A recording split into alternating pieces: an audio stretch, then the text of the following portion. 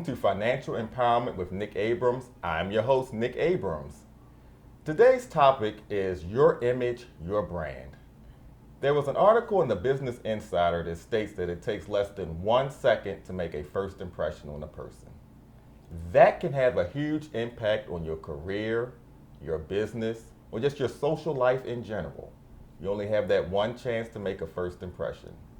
Today's guest, Evy Edwards, president of KEI Marketing, will talk about how imaging and branding is important to both you personally and also to your business. Evy, welcome to the show. Well, thank you for having me. So Pleasure let's to be get here. started right now. Tell us a little bit about yourself. Okay. Well, I'm Evy Edwards, president and CEO of KEI Marketing and Consultant. Okay. I'm a woman-owned based company based in Atlanta, Maryland. All right. And our services include marketing, professional services for small home-based businesses Okay. wanting to do business with corporate companies. Okay. And how do you do that without having an established presence? That is something that we help businesses to develop. We also provide event marketing, social media strategies and marketing strategies to those companies. So you do a lot. Yes, we do. So you have the whole gamut at your availability, at your disposal for business owners. In terms of marketing, absolutely. Okay. Well, we're going to talk about business owners and corporate branding a little later. Okay. Right now, let's talk about personal. Okay. What is an image? Well, it's interesting you asked that question because it's about a perception. Okay. You know, how a person perceives you. And what you stated earlier is absolutely correct. A lot of employers, as soon as you walk into their office, they know almost immediately whether or not you're the person that they are looking to hire. Wow. Just looking at you. Now, Really? Absolutely. Once you open your mouth and start talking, then you have that ability to change that perception. Okay. But without saying a word, you know, they develop a perception about who you are as a person, and you know, and it's just based on their perception of your image. Okay, so let's take a step back here. Let's say Okay. I'm Joe Smith, American citizen. Mm-hmm. How do I create an image? You create an image by your persona, how you carry yourself, what you're wearing, your body language also, your eye contact, and also how you speak to people, your mannerisms. I've worked with from students to ambassadors with the U.S. government, and your image and your persona is what carries you a long way. Okay. So we talked about the importance of that, looking at a first impression. Mm-hmm. When you create an image for yourself, is this something you have to hire somebody to do, or how do you create your own image? Well, you can, you know, but essentially your image is who you are as a person. But hiring a style consultant, that definitely helps. Really? Absolutely. That sounds expensive, Evy. So, I mean, you go out, let's say I don't have that multi-million-dollar budget like the stars and entertainers have. How can the average person go out and get a style consultant? And is it really that expensive? Well, you know, hiring a style consultant is beneficial for determining in what industry or what it is that you would like to do. Okay. You know, I always tell my clients to dress for the job that you want, not for the job that you have. Okay. Hiring a style consultant is beneficial because they help establish a cornerstone for your look. You know, some people may want to have a professional look or a more laid-back look. It just depends on the image that you want people to perceive you as. Okay. So is there really such a thing as a good image or a bad image? Oh, absolutely. Really? Absolutely. In terms of a good image, a good image is when people are getting your message, you know, how you want them to perceive you. Okay. That's when you're effectively creating that message that you want to convey. And I'll give you an example. One of my favorite singers, Alicia Keys. All right. Love her. Alicia Keys. When Alicia first, and this is actually indicative of a lot of R&B artists. You know, they start out wanting to appeal to a certain audience. You know, whoever that, you know, if it's R&B or hip hop. but then they grow larger and they want to appeal to the masses. And then they bring on a style consultant to help them soften their image or soften their appeal, so to speak.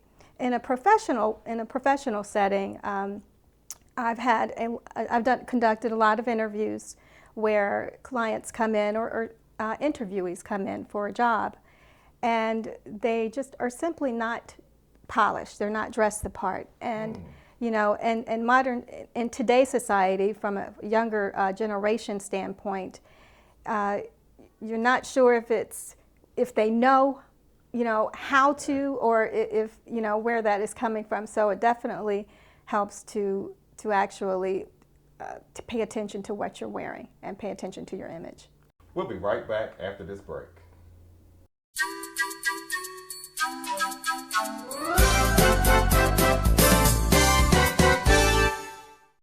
Hello, this is Nick Abrams, and this is your financial tip of the day. Are you considering making a major purchase, possibly buying a new home, a new car, or taking that dream vacation you've always wanted to take? Or are you having problems making your ends meet from month to month? Well, developing a budget could help solve those problems and help you achieve your goals. A budget is a snapshot of your income versus your expenses. When you create a budget, you want to take a look at what all of your income sources are. That's your salary, pension, Social Security, investment income, and then take a look at what your expenses are. Your housing, auto, entertainment. Your income should exceed your expenses. If not, then it's time to take a hard look at cutting some of those expenses so that your income does exceed your expenses and you have money left over at the end of the month for your goals. This is your financial tip of the day, and I'm Nick Abrams.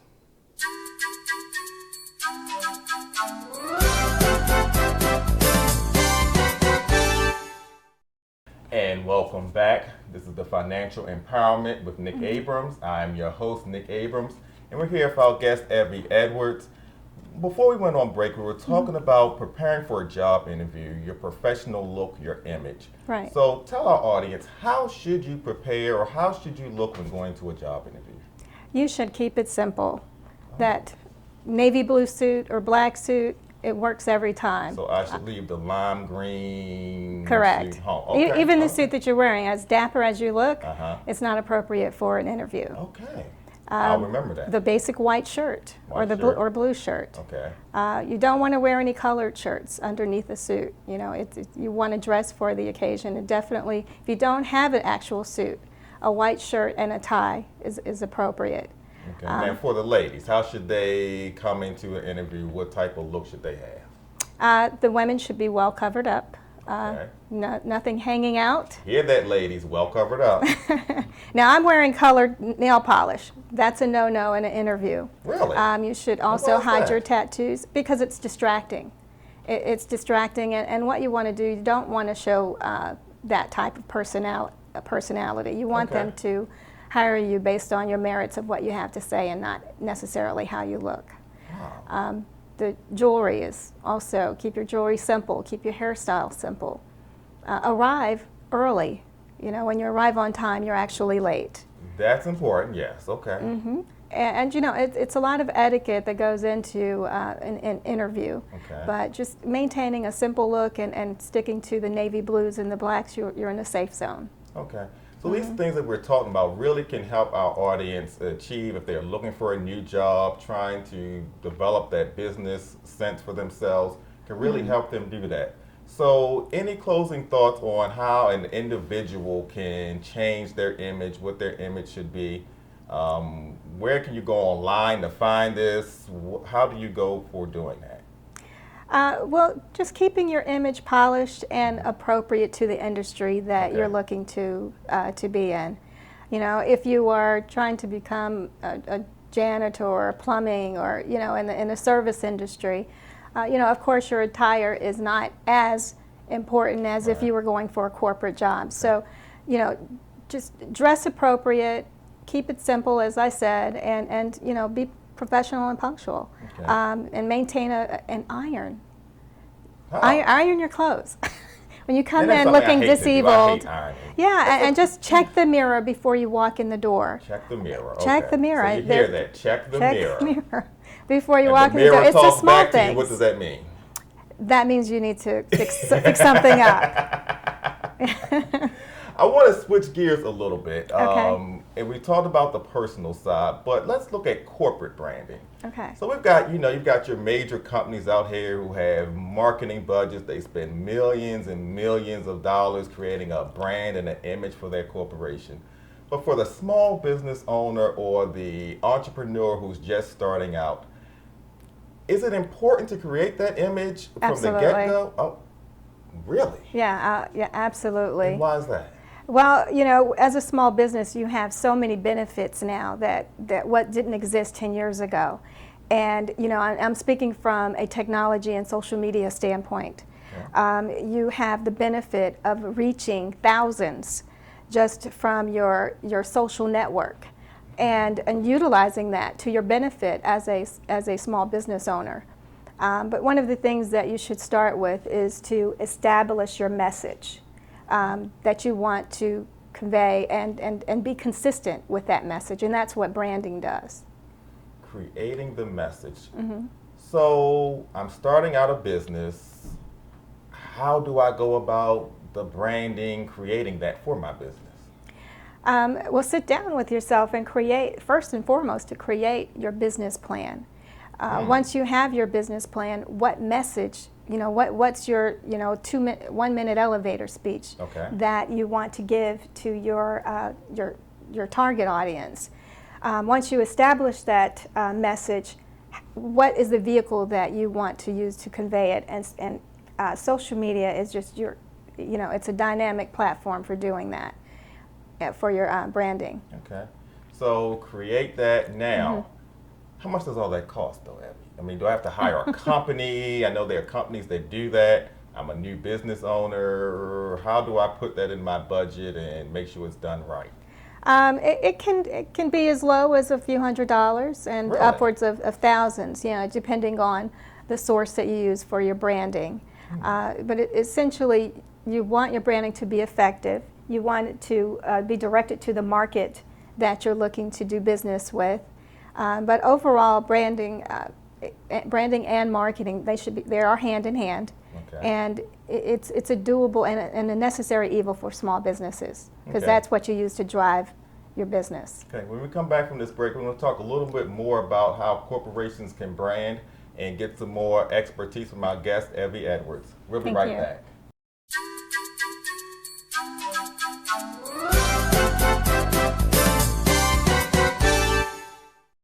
And welcome back to Financial Empowerment with Nick Abrams. I'm your host, Nick Abrams. Once again here with the lovely Evy Edwards. Evy, before we went to the break, we were talking about corporate branding and we didn't get a chance to finish that. So let's talk about, how does your logo, your business card, your marquee, how does all of that play into your corporate branding? It plays a lot because it also speaks to your image as well. And we always seem to come back to image. It comes back to the image. Big thing. So we've got to have the image. Because it's the perception of how people perceive you. And your logo can be whatever you make it, but it has to speak to what your product is, or what your service is, or it should. Okay. And your logo should be consistent on all of your signage, everything that your company has, from the stationery to your business cards. It should all be stationary and consistent. So really, you're saying the logo is something that should be there should be some thought around it, not something that you just sort of draw up real quick and stick on a business card. You should really have that. Absolutely. That's the face or the image of the company. That's the picture, that's the logo that people see of your company, and that's what they associate with your name, with your company's name. Wow, okay. So now for the person who's just starting out in business, starting out, I've got an idea, something I've come up with I want to do. How do I do all this? I mean, and if let's say I'm a computer engineer consulting and I'm not a graphic design person, how do I make that work? Well, the internet and Google is your friend. Really? There are, absolutely. There are a lot of logo companies and websites that are out there that can help you design your logo.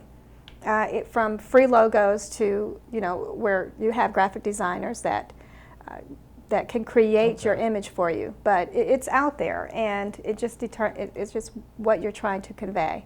Okay. Keep it simple. So, also, when we're looking at that, and you mentioned websites, and let's kind of go back. We talked earlier about social media. Social media can do wonderful things for a person and for a company, but on the flip side, it can be your downfall. How can you control, or can you control your image for yourself or your company on social media? Yes, you can. Damage control with your reputation. And they actually have consultants that go out and I would tell everyone to Google yourself. Okay. And see what is out there on the internet about you. Really? And yeah, absolutely. Sounds kind of scary. So you might see something you really don't want to But see. then you can do damage control and say, Okay. okay, I need to clean this up somehow. But as a business, you again, establish a website. There are a lot of websites are very inexpensive now. Using Instagram, I found myself shopping on Instagram now. Really? And Okay. yeah, you have areas where you can shop. Using Twitter to express a sale, and then Facebook. I mean, they all have different vehicles in which to promote your business that don't cost a dime. Wow. So I would absolutely encourage a small business owner to use that. And even large corporate companies now, they have entire divisions dedicated for social media. And look at how it helped Obama. He used primarily social media. That's true. That's true. And Trump even, using Twitter as his PR campaign. Okay. It's a very effective tool for getting your message across to your audience. Okay. So we just talked about how the startup company can brand themselves. So let's say I'm a growing company, I have employees. Okay. How should my employees, or how do I as a business owner get my employees to buy into the brand and represent that brand? You mean on social media? Or in general? Just in general, for the brand for your company? For the company, yes.